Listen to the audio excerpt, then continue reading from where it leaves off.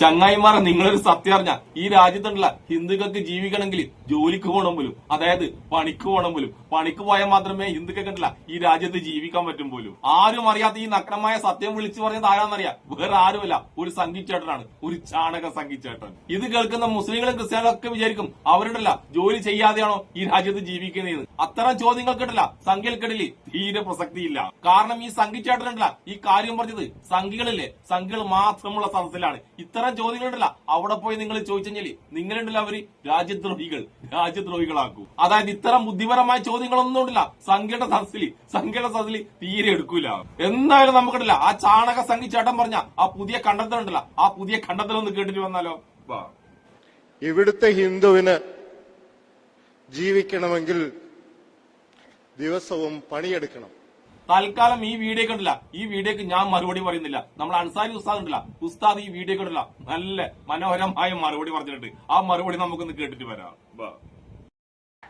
ഇവിടുത്തെ ഹിന്ദുവിന് ജീവിക്കണമെങ്കിൽ ദിവസവും പണിയെടുക്കണം. അതിനൊക്കെ ഞങ്ങൾ മുസ്ലിങ്ങൾ ക്രിസ്ത്യാനികൾ കണ്ട ഞങ്ങൾക്ക് പണിക്കും പോകണ്ട, ഒന്നിനും വേണ്ട. വീടിന്റെ മുറ്റത്ത് 500 നോട്ട് കളിക്കുന്ന ഒരു മരം വെച്ച് കഴിഞ്ഞാൽ ജീവിതം സുന്ദരം. എന്റെ പൊന്നണ്ണ, പണിക്ക് പോകണ പൈസ ഉണ്ടാകണമെങ്കിൽ ഒന്നാമത്തെ കാര്യം നോക്കിയാൽ ഇവിടുത്തെ ഹിന്ദുവിനൊന്നും ഒരു പ്രാരബ്ധവും ഇല്ല. അവരൊക്കെ വിദേശ രാജ്യങ്ങളിൽ പോയി അന്തസ്സായിട്ട് അവരൊക്കെ ജോലി ചെയ്യുകയും ആ ശമ്പളം കൊണ്ട് കുടുംബം സന്തോഷമായിട്ട് കഴിയുന്നുണ്ട്. എന്താ പ്രശ്നം എന്നറിയാവോ? അണ്ണൻ ഈ പ്രസംഗിക്കുമ്പോൾ മുമ്പ് ഇരിക്കുന്നവന്മാരുണ്ടല്ലോ, ഇവന്മാർ കലങ്ങി കയറി ഇരുന്നുണ്ട് മുസ്ലിങ്ങൾക്ക് കുട്ടികൾ ഉണ്ടാകുന്നുണ്ട്, അവർ കക്കൂസി പോകുന്നുണ്ട്, ഇത് കൃത്യമായിട്ട് പോകുന്നുണ്ട്, മൂത്രമൊഴിക്കുന്നുണ്ട്, ഇതൊക്കെ തന്നെ പണി. വല്ലവന്റെ കാര്യം നോക്കി പോയാൽ നമുക്ക് ഈ ലോകത്തൊന്നും ആവാൻ പറ്റൂല. എന്നാലോ നമ്മൾ ആരെക്കുറിച്ചാണ് അസൂയപ്പെടുന്നത് ആ മനുഷ്യന്മാരൊക്കെ ഉയർച്ചയുടെ ഉത്തുംഗ സോപാനത്തിലേക്ക് എത്തുകയും ചെയ്യും. നമ്മൾ ആ കലങ്ങി ഇരുന്നുകൊണ്ട് അതോ വായി വിട്ടിരിക്കുകയും ചെയ്യും. അതുകൊണ്ട് ഹിന്ദു ആണെങ്കിലും മുസ്ലിം ആണെങ്കിലും ക്രിസ്ത്യാനി ആണെങ്കിലും പണിയെടുത്താൽ മാത്രമേ ജീവിക്കാൻ പറ്റത്തുള്ളൂ. ചേട്ടന് മനസ്സിലായ? ഒന്നും മനസ്സിലായിട്ടില്ലെങ്കിൽ സുമേഷ് കറക്കി കാണിക്കും. കറക്കണ സുമേഷ് കറക്ക്, നന്നായിട്ട് കറക്ക്, നല്ല സ്പീഡിന് പോളൂ. ഫസ്റ്റ് സെക്കൻഡിൽ കറക്കണ. എന്റെ അൻസാരി ഉസ്താദെ, ഹിന്ദുക്കളെ പറയിപ്പിക്കാൻ വേണ്ടിയിട്ടില്ല ഇതുപോലെ കുറെ ചാണക സംഖ്യകൾ ഇറങ്ങിയിട്ടുണ്ട്. ഇവന്മാരെ കൊണ്ടല്ല സത്യം പറഞ്ഞാൽ ഹിന്ദുക്കളുണ്ടല്ല, ഹിന്ദുക്കൾ നാണം കണ്ട അവസ്ഥയാണുള്ളത്. ഇവനൊക്കെ ആരാണ് ഹിന്ദുവിന്റെ അട്ടിപ്പറ അവകാശമില്ലേ, അട്ടിപ്പറ അവകാശം കൊടുത്തത് എനിക്ക് ഇതുവരെ മനസ്സിലായില്ല. സ്റ്റേജ് കെട്ടി പ്രസംഗിച്ചിട്ടാണ് കേട്ടാ ഇവന്മാരൊക്കെ ഹിന്ദുക്കളുണ്ടല്ല ഇങ്ങനെ നാണം കെടുത്തുന്നത്. കഴിഞ്ഞിട്ടില്ല ഈ വേട്ടാവളി മണുകുണാഞ്ച സംഖ്യ ഉണ്ടല്ല കുറച്ച് കാര്യങ്ങളോട് പറയുന്നുണ്ട്, അതും കൂടി നമുക്ക് കേൾക്കാം.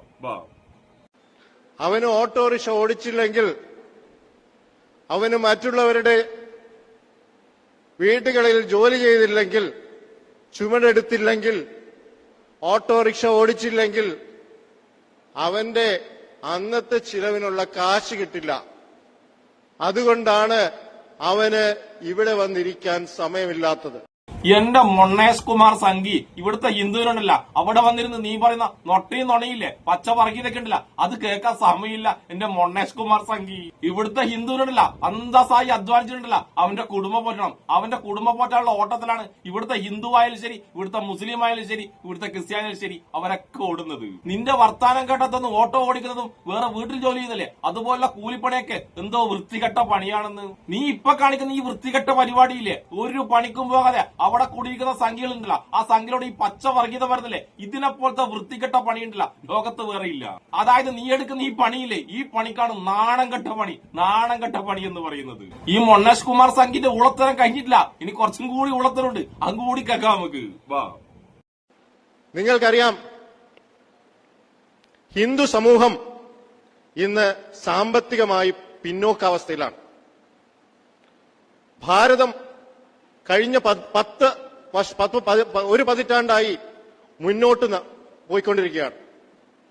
നിങ്ങൾക്കറിയാം, ഇന്ന് ഭാരതം സമ്പദ്ഘടനയിൽ ലോകത്തിലെ സമ്പദ് വ്യവസ്ഥകളിൽ എത്രാം സ്ഥാനത്താണെന്ന്. പുരോഗമിച്ച രാജ്യങ്ങൾ, അതായത് സാമ്പത്തികമായി പുരോഗതി കൈവരിച്ച രാജ്യങ്ങളായ Italy, France, Great Britain, Japan എന്നിവയെ വളരെ റീസെന്റായി മറികടന്ന് നമ്മൾ 4ാം സ്ഥാനത്താണ്. ജർമ്മനിയുടെ തൊട്ടുപിന്നിൽ US-ന്റെയും ചൈനയുടെയും തൊട്ടുപിന്നിൽ 4-ാം സ്ഥാനം, ജർമ്മനിയുടെയും തൊട്ടുപിന്നിൽ 4-ാം സ്ഥാനത്താണ്. സത്യം. ഒരര മണിക്കൂറും കൂടി കഴിഞ്ഞാണ്ടല്ല നമ്മൾ US-നെയും ചൈനേനെയും ജർമ്മനിയെയും കണ്ടില്ല ഒരു സൈഡിലേക്ക് മാറ്റിട്ട് നമ്മളുണ്ടല്ല ആ ഫസ്റ്റത്തെ സീറ്റിൽ നമ്മൾ പോയിരിക്കും. സോറി, നമ്മളെന്ന് പറഞ്ഞാൽ നമ്മളല്ലാട്ടാ, നമ്മൾ അദാനിജിയിലെ അദാനിജി പോയിരിക്കും. എന്റെ മൊണ്ണേഷ് കുമാർ സംഘി, നീ ഇപ്പൊ തള്ളുമുണ്ടല്ല നമ്മളെ നാടിന്റെ അവസ്ഥ എന്നറിയാം. ലോക പട്ടിണി സൂചികയിലുണ്ടല്ല 123 രാജ്യങ്ങളിൽ 102-ാം സ്ഥാനത്ത്. 102-ാം സ്ഥാനം എന്ന ദയനീയ അവസ്ഥയിലാണ് നമ്മളെ നാടുള്ളത്. നീ പറഞ്ഞ മറ്റുള്ള രാജ്യങ്ങളുണ്ടല്ല, മറ്റുള്ള രാജ്യങ്ങൾ വികസിക്കുമ്പോണ്ടല്ല അവിടുത്തെ ജനങ്ങളുടെ ജീവിത നിലവാരമുണ്ടല്ല അതൊക്കെ വികസിക്കുന്നുണ്ട്. നേരെ മറിച്ച് നമ്മുടെ നാട് വികസിക്കുമ്പോണ്ടല്ല നമ്മളെ നാട്ടിലെ ജനങ്ങളുണ്ടല്ല അവരുടെ ജീവിത നിലവാരമുണ്ടല്ല തീരെ വികസിക്കുന്നില്ല.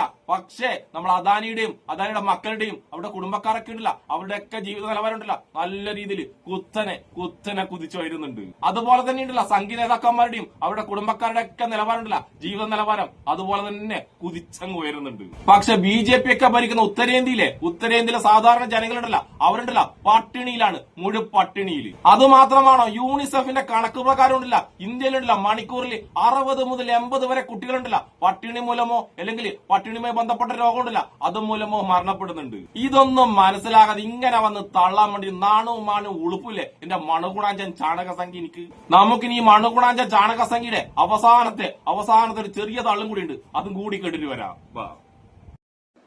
4.18 ട്രില്യൺ ഇക്കോണമിയാണ് നമ്മുടേത്. ഏകദേശം 5 ട്രില്യൺ ഇക്കോണമിയാണ് ജർമ്മനിയുടേത്. അതുകൂടി മറികടന്നാൽ നമ്മൾ 3-ാം സ്ഥാനത്തെത്തും. സമ്പന്നരുടെ പട്ടിക എടുത്താൽ, അതായത് $100 ബില്യൺ ആസ്തിയുള്ള സമ്പന്നരുടെ പട്ടിക എടുത്താൽ ഇന്ത്യ ഇന്ന് 3-ാം സ്ഥാനത്താണ്. US-ന്റെയും ചൈനയുടെയും തൊട്ടുപിറകിൽ. നിങ്ങൾക്കെല്ലാവർക്കും അറിയാം ഇതൊരു ചില്ലറ കാര്യമല്ല. അത് കൈവരിക്കാൻ നമുക്കിന്ന് നമ്മുടെ ഭരണം ആ ഒരു ദിശയിലേക്കാണ് നീങ്ങിക്കൊണ്ടിരിക്കുന്നത്. ട്രില്യൺ എന്നൊക്കെ ഉണ്ടല്ലോ ഈ ചാണക സംഖ്യ അവിടെ നിന്ന് തള്ളുന്നുണ്ട്. ട്രില്യണിൽ എത്ര പൂജ്യമുണ്ടെന്ന് വരെ ഈ ചാണക സംഖ്യക്ക് അറിയില്ല.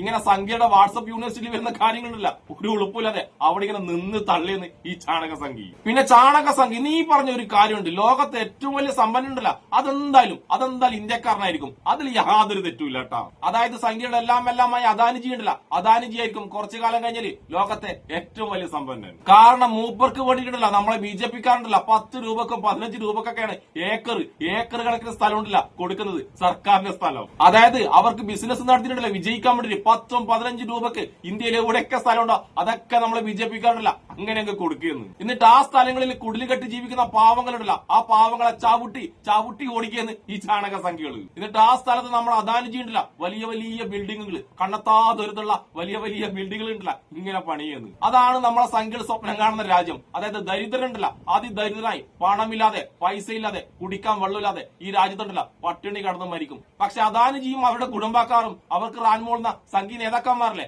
അവർക്കുണ്ടല്ല കോടീശ്വരന്മാരാകും. അതാണ് ഞാൻ പറഞ്ഞ സംഘികൾ സ്വപ്നം കാണുന്ന നമ്മുടെ നാട്. എനിക്കിനി പറയാനുള്ളത് ഈ ചാണക സംഖ്യയിൽ ഈ മണുകുണാഞ്ച സംഖ്യയില്ല അവിടുന്ന് പച്ച വർഗീയതയും വിഡിതം പറയുമ്പം അത് കേട്ടിരിക്കുന്ന മറ്റുള്ള ചാണക സംഖ്യയിലോടാണ്. നിങ്ങളൊക്കെ പണിക്ക് പോയി ജീവിച്ചാട്ടില്ല നിങ്ങൾക്ക് നല്ലത്. ഇവന് ഈ പച്ച വർഗീയതയും വിഡിതം പറഞ്ഞിട്ടില്ല സംഖ്യകൾ പൈസ കൊടുക്കുന്നുണ്ടാവും. പക്ഷെ നിങ്ങളെ വീട്ടിൽ എന്തെങ്കിലും വേണമെങ്കിൽ നിങ്ങളെ മക്കൾക്ക് എന്തെങ്കിലും കഴിക്കണം കേട്ടില്ല പോയി പണിയെടുക്ക് ചാണക സംഖ്യകളെ. നിനക്കൊക്കെ അസുഖം വരുമ്പോഴോ നീയൊക്കെ പട്ടിണി കിടക്കുമ്പോഴോ ഉണ്ടല്ല ഒരു ചാണക സംഖ്യ നേതാക്കന്മാരുണ്ടല്ല നിന്നൊന്നും തിരിഞ്ഞു നോക്കൂല. നിനക്കൊന്നുണ്ടല്ല ഒരു രൂപ പോലും തരുവില്ല. അവിടെ ഇരുന്ന് ഈ ചാണക സംഖ്യ പറഞ്ഞ പച്ച വർഗീയതൊക്കെ കൈയടിക്കുന്ന എല്ലാ ചാണക സംഖ്യയിട്ടില്ല അതൊക്കെ മനസ്സിലാക്കിയാൽ അത്രയും നല്ലത്. ഇങ്ങനെ കുറെ ചാണക സംഖ്യകളുണ്ട് സ്റ്റേജും കെട്ടിട്ട് ഹിന്ദുക്കളെ പറയിപ്പിക്കാൻ വേണ്ടി കുറെ മണുകുണാഞ്ച സംഖ്യകൾ. അപ്പോഴെന്തായാലും എന്റെ അൻസാരി ഉസ്താദിനും എന്നെ ഇഷ്ടപ്പെടുന്ന എല്ലാവർക്കും എന്റെ ഒരു നല്ല സുലാൻ.